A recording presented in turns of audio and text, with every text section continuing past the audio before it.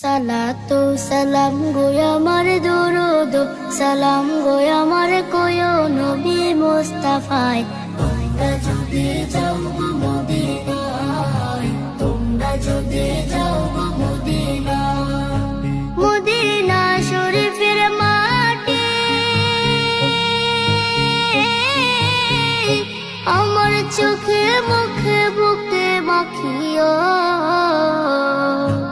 এমন পবিত্র মাটি, এমন পবিত্র মাটি আমার নবীর রওজায়।